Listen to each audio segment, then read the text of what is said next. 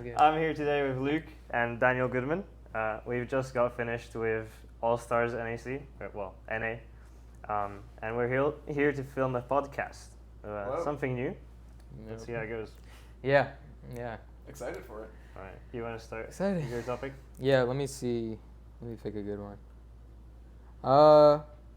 Okay, so something I was interested from Tymon is what is it like to break a world record? Because I've been chasing one for a bit in my cubing career and not quite there. So what is it like? Yeah.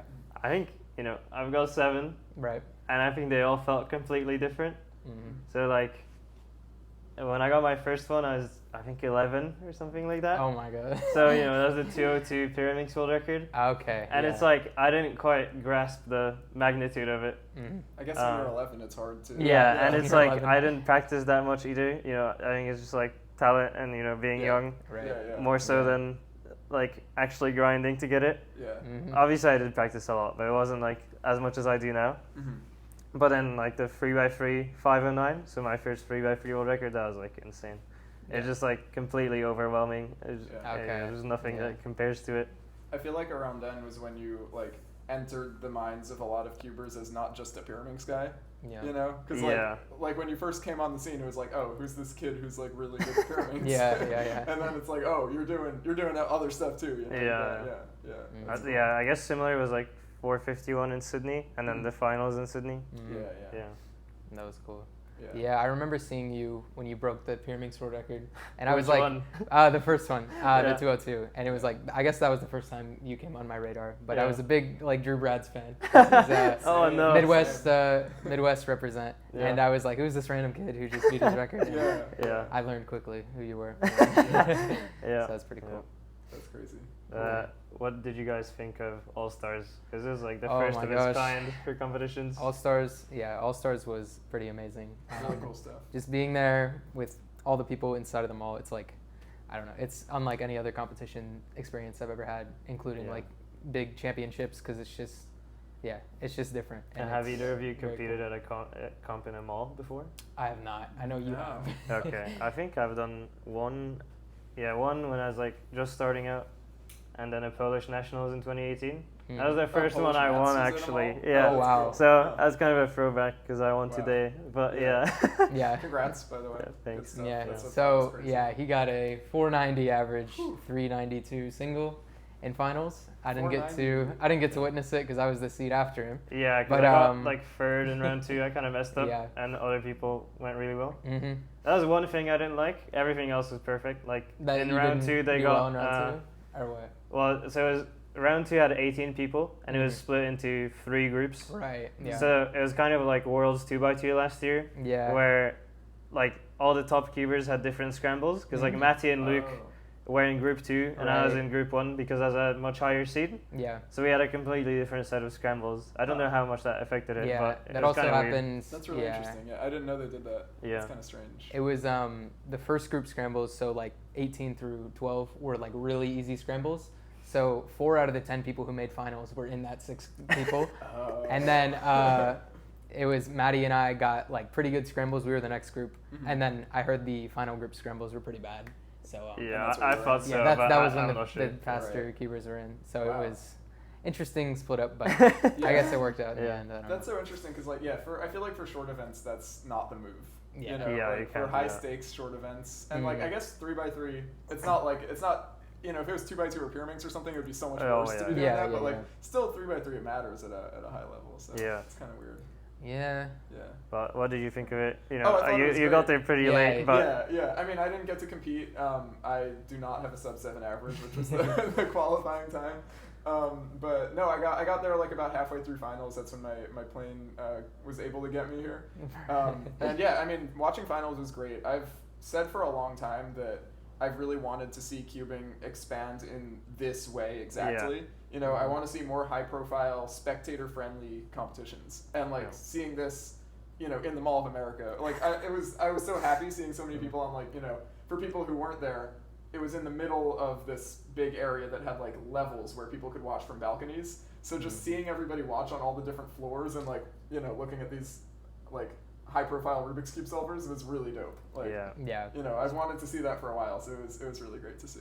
Yeah, I was actually shocked at how many like people that didn't seem to cube were interested in it. Yeah, no, it seemed like there were a lot of families watching with their kids and stuff, you know, people who had no clue that this was even happening. Like, you know, I saw random people just walking by too, and like, you know, their necks would crane as they would go by, like, oh, what's happening here, you know? So yeah, it's great publicity for cubing. Yeah, that was pretty awesome. I was wondering a lot the whole time, looking at people like what do they think of this? Like, like, do they really like? I don't know. Do they think this is like a freak show going on right now, or is it? I don't know. But it was cool to see people watching either way. Yeah. I think the production quality was high enough that it didn't seem like a freak show. Yeah. Exactly. If it was like just two guys in the room, just like, that would be something different. But you know, they had the whole thing, the display and everything. Yeah, and it was really good. Yeah, really well done. Yeah, it was. Shout out to everyone who put it on, like Midwest Cubing and Carter Kukala and all of them. It was pretty amazing. It was very well done. I thought it would be good no matter what, because it's a change up of format to something really nice. But I didn't expect them to get it so good on their first try. Yeah. Just the way the stream was set up too was really professional. It all all the transitions and everything looked really good. They had a lot of camera people, different angles and stuff. There was one issue with that, which was the competitors, like when they put the replay on, if you're solving, your cube would just like turn blue. If you're wait, what do you mean? So like the screen was behind us, right? Yeah. So if you're solving here, the saying. animation they had for replays, if they played a replay, you would just get like a flash of blue light onto your cube. Really? Okay, see that's something you don't get in the audience. Yeah. Okay, yeah. I guess that's something to work on for the competitor quality of life. But yeah, no, that's interesting. Yeah, I don't think that messed me up too much, but I definitely did notice that it was happening, so it was kind of, I don't know. But no, that's pretty significant for sure. I was all right with it. Yeah. A really funny moment I had was like, so I was in a pair with Maddie for the final, and we weren't on separate tables like you normally would be in a head-to-head final, so we were just next to each other, but we were told to not look at each other's times, of course. And Maddie was going ahead of me, so on the third solve when I got a 3, I guess Maddie, was just listening to my cube, and then after the final he was like, yeah, I didn't know your times, but I knew that was a 3. Oh my gosh. That's pretty funny. Yeah, that's funny. I like the that 3 was crazy. The 3. Was it full step? I think so. I think I watched back the video. Oh, you don't remember? I watched back the video. I think it was full step, but I don't know. That's what I liked about this one was usually it's like a head-to-head, and then one person goes first, other person goes second, and then it's after the first person goes, they usually announce over the speaker what time they got. And this one, they didn't announce it, at least for my pairing, which actually let me not know what Brian was getting, who was next to me. So that was nice. I really like they did that. Yeah. And then the time base makes it easy to where they don't really need to announce it, I guess, because it just like pops up on the screen Live. or like WCA Live. So it was really cool. Shout out time base. Yeah, time base was cool too. It's pretty good. Yeah. Cool. Also, when they announce it, it's like you've been kept in a separate room from the venue for an hour. Like an hour. And then you just get to know the other person's times anyway. Yeah. It's so weird. I never really thought about that. That's interesting. Yeah. I guess you always, historically you would know the person you're going against at least. Their names. But you don't know anybody else's. That's so interesting. Huh. Yeah, but sometimes, going second in that pairing, it's not my favorite thing to do because it's, whatever that person gets next to you, it just completely gets in your head, at least for me. Yeah, but, I can imagine. I wasn't too bad this time, but it was nice to block out what they were getting. Yeah, I've only ever made one head-to-head 3x3 final, and it was like 2 months ago. This happened very recently. Nice. And, it's crazy. It's such a different competing experience because the events that I've been historically good at. I mean, mainly Pyraminx. They don't do head-to-head finals for that, so I never got that experience.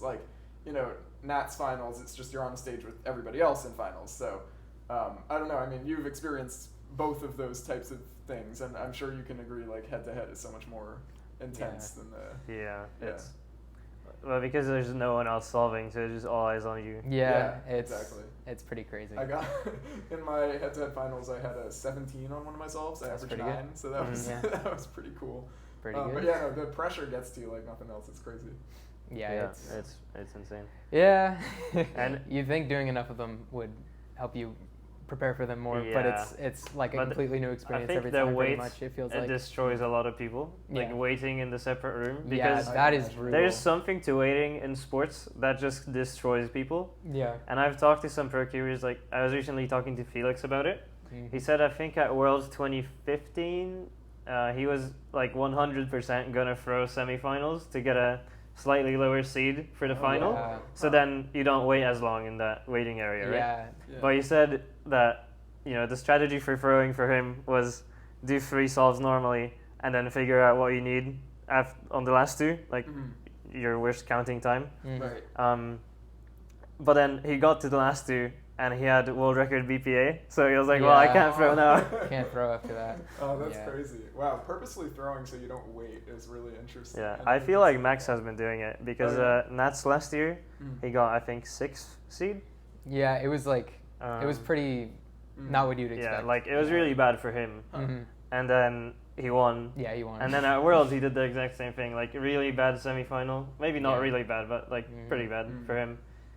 He got 6th seed and then he won. Yeah.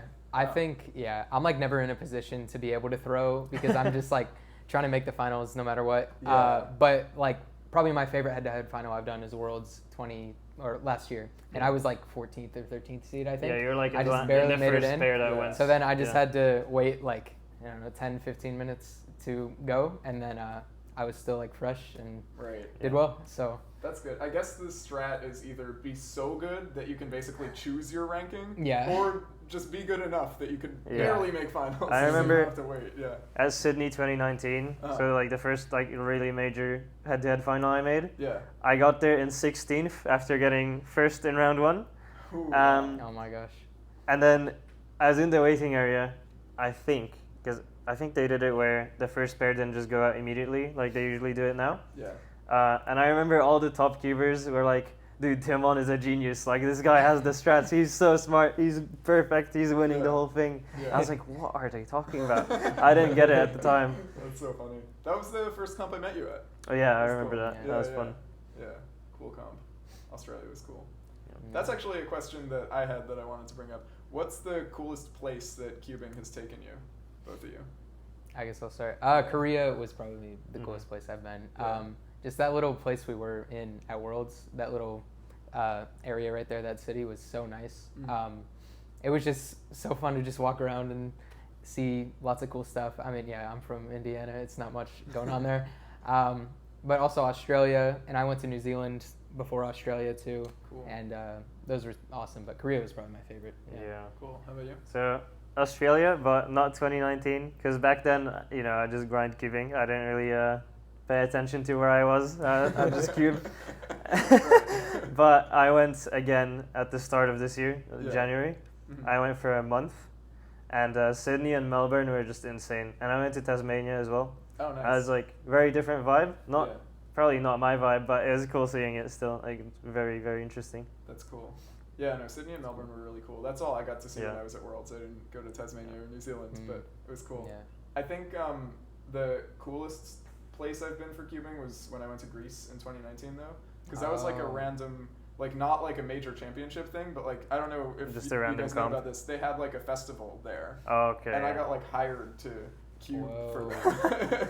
And like we made a mosaic of Erno Rubik, and he was there and stuff, and like it was a whole it was. Was it organized by Rubik's or something? No, so it's like this whole big festival they do. I don't know if they still do it, but they did it like every summer in Greece, in Athens, and they do all sorts of stuff. It's not just cubing. There's like music, random hobbies and stuff, art, all sorts of things, whatever you can imagine.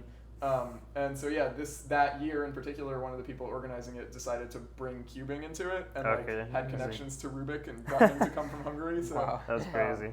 And Greece was just super cool. It was like, I think I'm more favorable towards the Greece trip than to the Australia trip, just because like it was such a random experience too. It's not like I was going for a normal competition or something. It was like really out of the blue, but it was such a cool surprise, so that probably be my favorite. I think similar to that for me was like China last year, the GAN competition. I wasn't like too much of a fan of China. Like it was fine, similar to Korea in some ways. But the competition, it was unofficial. It was like all-stars, but like everything times 100. Like it was just, I don't know, it was ridiculous. The production value was just like there was 500 people in the crowd, and it was like it was sold out venue, and they all showed up. It was crazy. Wow, that's amazing. That's really cool. And I think this year, like last year, they told us that they were already planning for 1,000 this year. But crazy. I saw the venue Like Felix sent me the link to pictures of it. Yeah. It looks pretty amazing, and I saw on the website that the capacity is like 3,000. So I'm not sure if they increased it or not, but yeah, I wouldn't be surprised. Cubing's getting really big in China now, so I'm not surprised that they're able to sell out for stuff like that. But that's so cool. Good stuff. That is crazy, man. I could not imagine. I guess one day in the U.S. maybe there will be 1,000 people buying tickets to watch a cubing event. Yeah. Wild. But I don't know how many people were here for this one. Yeah, like, there were spectators. Tickets There were spectator one, right? seats here. Yeah. And tickets. I was probably I don't know maybe like 100 seats maybe. Yeah, maybe. In the maybe 50. Sits, maybe 50. And then I Somewhere guess there were between people that. watching all around the circle going up. So there were a good amount of people watching. I don't know. Hundreds were there. Hundreds, And, yeah. But also, this was a lot shorter. The GAN comp was like 2 days of like 8 to 10 hours. So it's like Jeez. the fact that they were there the whole time is just insane. That is pretty crazy. That's so cool though. I love that it's expanding to all parts of the world. And also, the Chinese crowd is like very different to crowds you'd get at like a North American cubing comp. Oh yeah. Because in North America and some parts of Europe, they cheer for like the cuber and not the time. So I'll get a 7 at a comp in the UK and they still go wild, right? Right, yeah. Just because they know me. But then Patrick Bonds gets a 4 and no one notices. Right, yeah. But in China, it was 1v1 matches, and it was just, if someone got a good time, they went wild. Right, regardless of who it doesn't matter. Yeah. And if it's a bad time, do they boo? They just kind of chill. Okay. Yeah. Imagine getting booed. That would be insane. That would be crazy. Oh man, yeah. What that would do to a man's ego.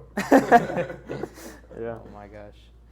So, what do you guys think of like white yellow or like dual neutral versus color neutral? Oh, yeah. I do green only. Just gonna start Okay. with that. So we get green only there, and then you do you. So I'm like technically color neutral, but I have a very heavy bias towards white and yellow. Although today it was less heavy. Like it just depends on the day. Today I just take the cube. And I was like, oh, that's a red cross. Right. And then I'm color neutral always. Yeah. I guess I can't really say because I don't have any experience. But I mean, we see people being insane with just white yellow, and it's like the advantage that color neutral has brought to 3x3 solving, I think, is getting slimmer and slimmer over white yellow as the years go down. I think it gets diminished by how far people can inspect, because choosing a color, you lose time that you could use for predicting more pairs.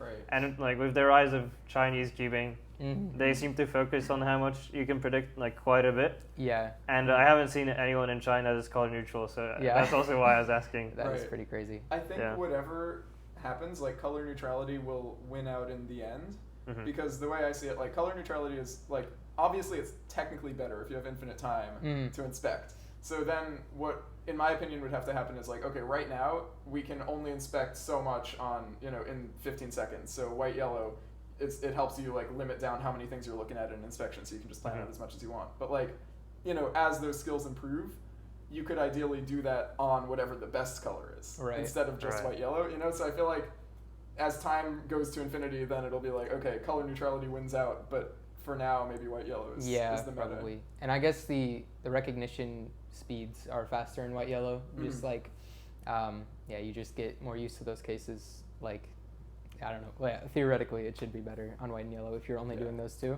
I mean, my green recognition is fire. It's great. It's locked in. It's insane. Yeah. I think, I don't know. It's hard to compare because like on pair minks in 2x2, it's very clear that color neutral is the best. You have to do color neutral. Because you one look every solve, and then you do it so fast if you're good that you can one look like all the different colors and different variations on each color, and you just choose the best one, right? Yeah. But on a 3x3, like personally, I think people will be one looking 3x3 with CFOP, not that far in the future. Oh wow. Because I mean, Zhuani Gang is getting EO on like half his solves when he's like doing specifically for that. I think in like comp solves he's doing 3 pairs, but that's. Yeah, we're good. But I think he's working towards one looking, and he's very young, so that shouldn't be too hard for him. And I'm gonna be trying it after the championship season, like just see what I can do. What can you predict now? So if I'm doing like unlimited inspection, I can pretty comfortably do 3, Uh-huh. and then on a lot of scrambles I can do 4. But then sometimes I can do all the way to EO in like a few seconds if it's an easy scramble. Mm-hmm. Like, So like within inspection, you can yeah, see. Wow. like just a few seconds. Crazy. Yeah, so I haven't been able to get to OLL like at all, but Mhm. it's mostly because like I wasn't practicing that so much Sure. yet because I was practicing for the competitions happening now. Right. Yeah. But Is I'll it- have a year until Worlds, so I'll have time to practice. What's the theory behind it? Is it just if you were to predict OLL, do you just trace each individual piece's orientation? Yeah, I do think you need just have to look at each corner and like Oh my god. where that's it ends crazy. up and what orientation it goes through. Wow. Yeah, doing that in Yeah. sub 15 is wild. It And adds to a get lot PLL because, from there too is Like predicting EO is a lot easier because it's the same amount of pieces, Mhm. but you have like 2 options. So I feel like it's easier to process for your brain, Oh, like right, instead of what 3 the options. state Yeah. is. Yeah. But then for corners you have like oriented and then 2 like misoriented versions. Mhm. That's how I think of it. There's Yeah. like facing back front and then left right Yeah. and then top down. Right. So there's like more information to store. Uh-huh. And then you have to like change the information you're storing as you go through the solve in your head. Right. Oh, Yeah. I would think that predicting OLL wouldn't be super great here, but predicting, like, doing F2L plus EO in inspection and then figuring out what OLL or what corner orientation case you'll get would help, so then you can, like, narrow down what ZBLLs you might have to use. Yeah. Is Right. that, like, sort of the idea, or would it be, like, memorize everything up to OLL and then open your eyes and do PLL? Like, Yeah, well, you keep your eyes open, Well, but obviously. you can like Yeah. you can track the pieces through all of your solves, and you just know what PLL is, Right, yeah. and it just adds consistency. Because on a lot of solves, if I'm like locked in, I can look ahead through the whole solve with no pauses. Mhm. But if you predict all of it in inspection, then you don't even have to think about it. You just do it. Right. Yeah. Yeah. I mean, yeah, I can't even begin to like, I don't know. I usually do like, I try to do F12 plus 2 officially on Mhm. solves. Sometimes I only get 1. I mean, sometimes I can get like 3, but not that consistently. I don't know. And I guess it's something I've never really thought about too much. I just kind of just do it. I don't know.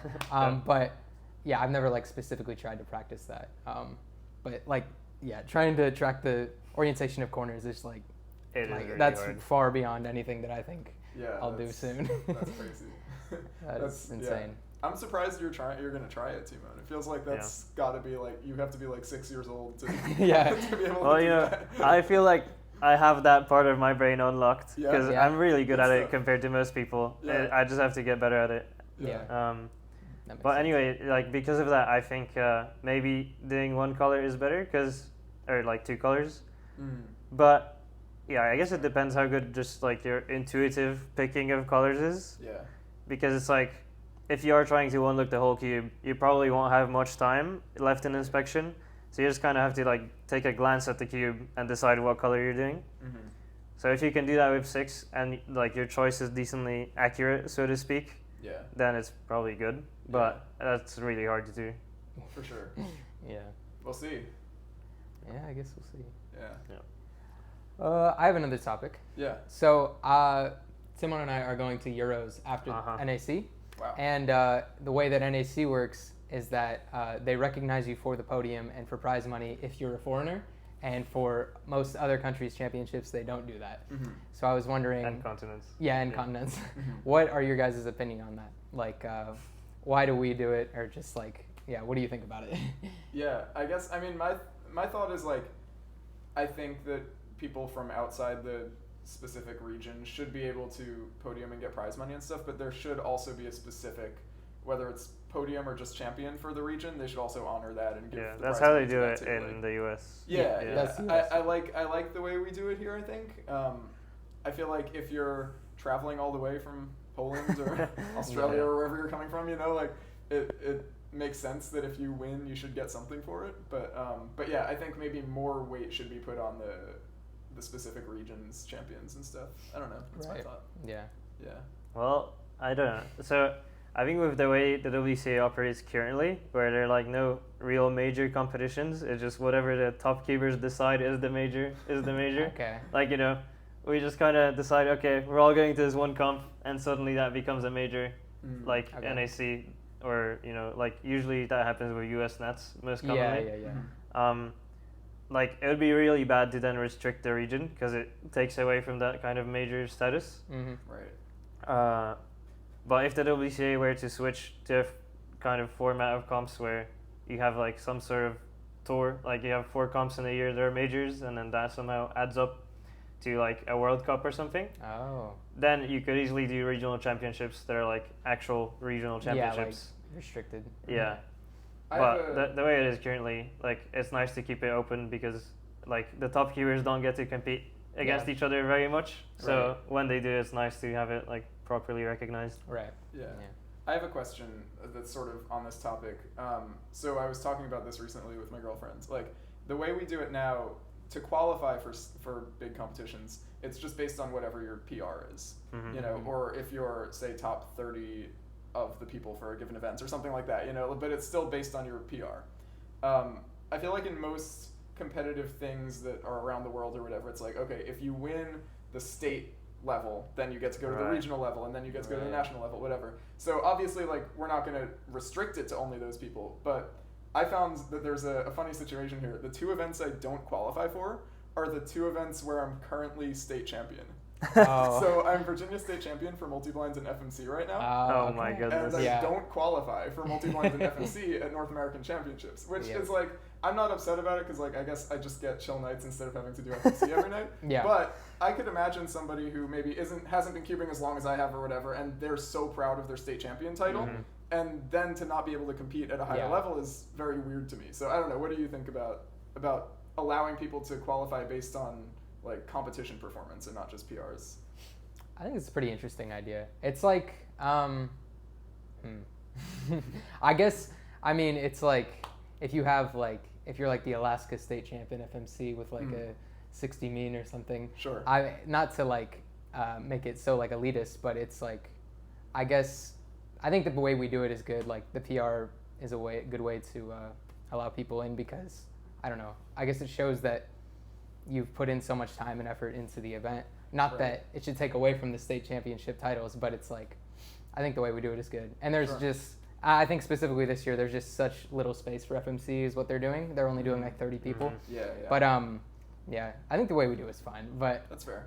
I guess Yeah. I'm more proposing like in addition to what we do, although Right. obviously Okay. you can't just add because there's yeah, restraints on how many people can compete. But yeah, I guess like it seems like it would be nice to have some spots reserved for Yeah, things like yeah. that. I don't know, but that's just a thought. Yeah, well, I think one problem I see is like the US doesn't have a clear recognition of where you're from right. for states. So that would be problematic. But Right. if you're talking about Europe and like countries, Mhm. that's not a problem. Right. But then also, the WCA format is like extremely random in both PRs and championships, Mhm. because PR is like your very best result of 5 solves if you're talking about average. So then, you know, that's like your peak, but not everyone gets to like express their peak in competition if they go to less comps, or if they just don't get that lucky at all. Mhm. It just doesn't work, right? Right.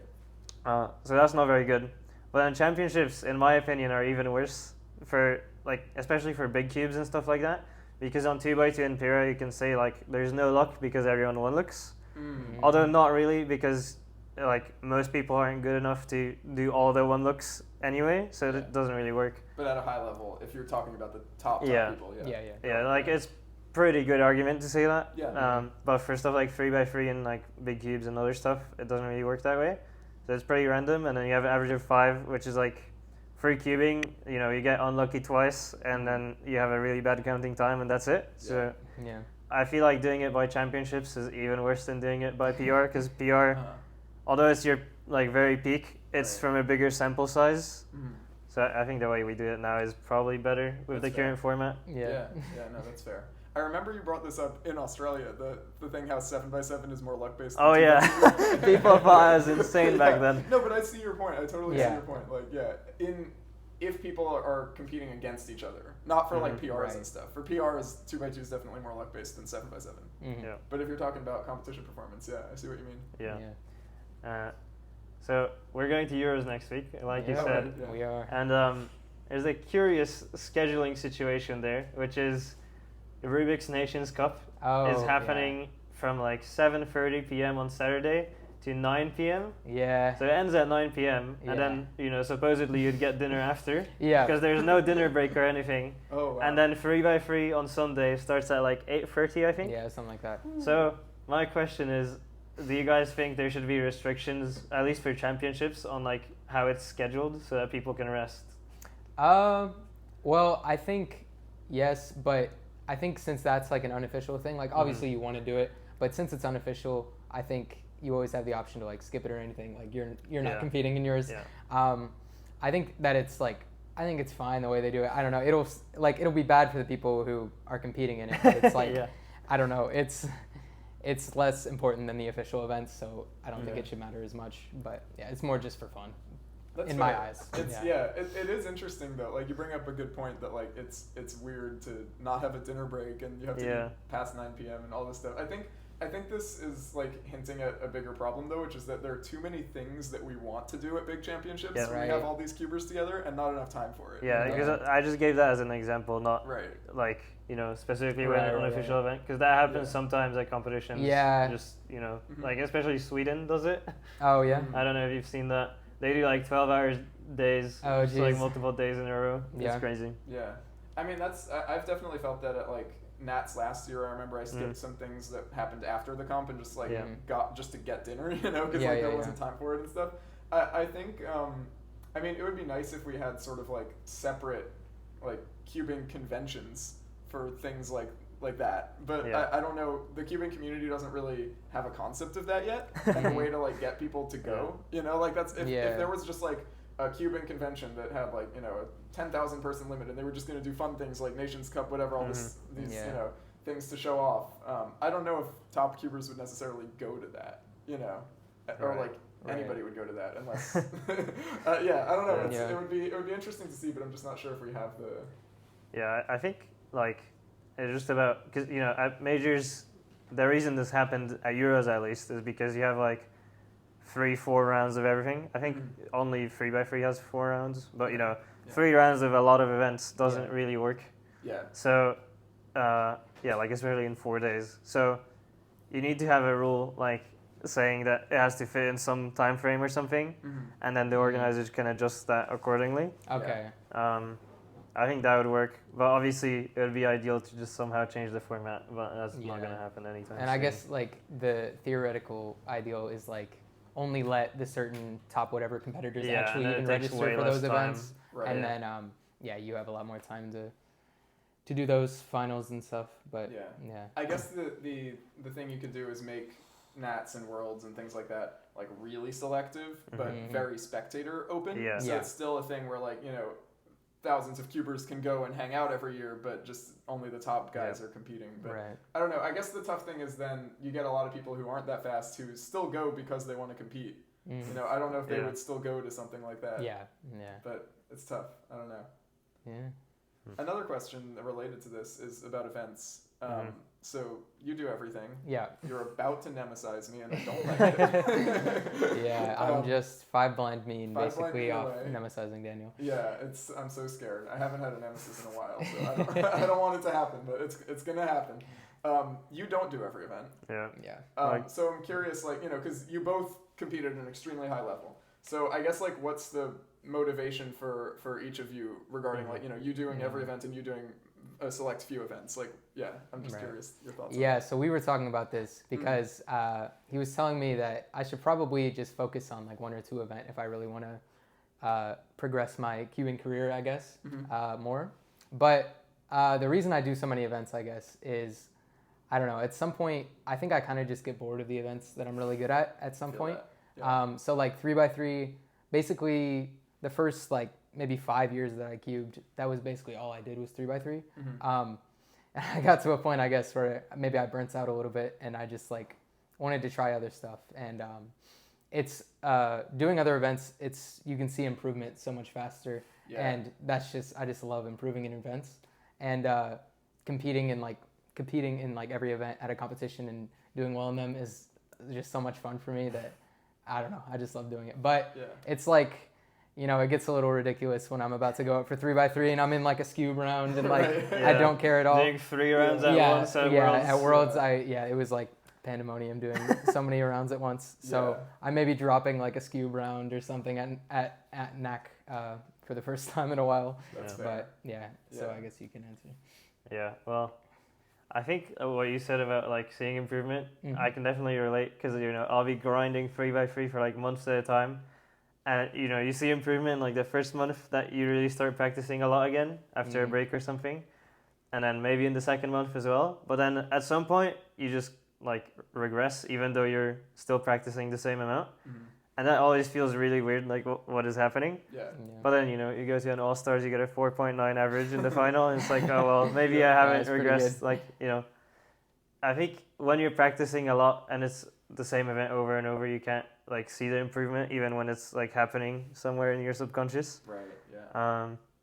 So it's definitely like less rewarding in the short term, but I really like being really good at like one event or two events rather than doing a lot, because I mean back when I wasn't that good at any event, I used to compete in a lot of them, like basically any that I could solve in a reasonable amount of time.